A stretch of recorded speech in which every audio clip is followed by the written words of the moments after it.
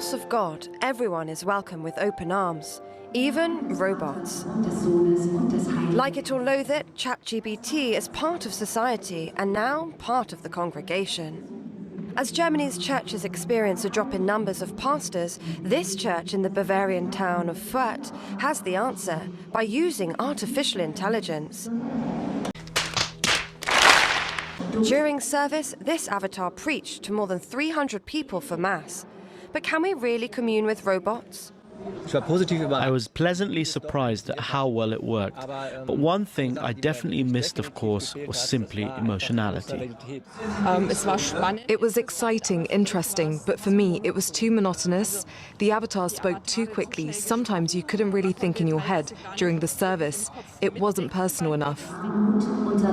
So, in this church, worshippers are no longer inspired by the words of a preacher. And while some may say this is sacrilegious, the theologian behind it insists this is the future of worship. I would say 98% comes from the machine, generally speaking. And what we're going to see is an effort of us as human beings staying out of the church service. Stop it. Get some help. The 40-minute service saw the bot writing the sermon, prayers, and even accompanying music. Intrigued and filled with anticipation, churchgoers queued for an hour to get front pew seats and find out just how it works.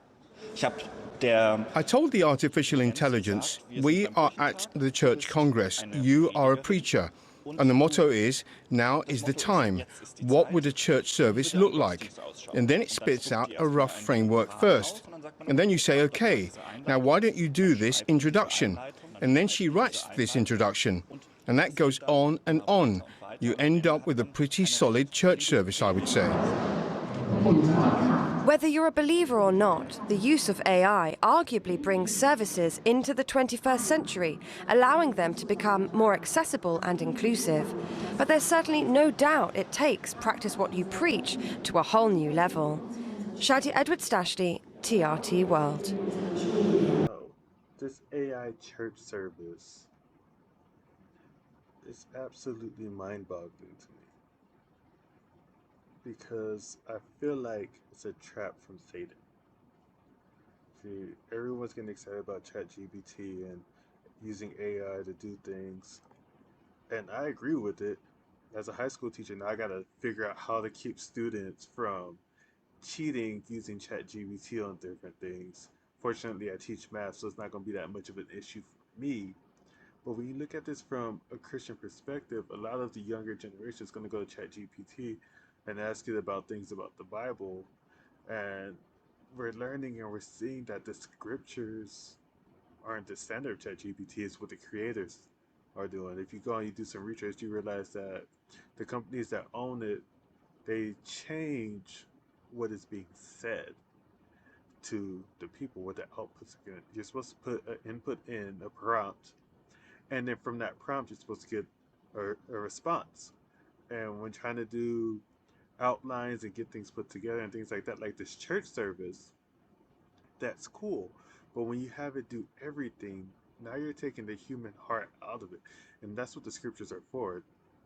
Ezekiel 36:26 tells us that the Lord is going to take our heart of stone and give us a heart of flesh. Why? So that we can feel. And like the people said in the video, if it's done by a robot or an AI, you lose that sense of feeling, and then we miss out on our relationship with God if we're using ChatGPT to be the mediator instead of Christ being the mediator.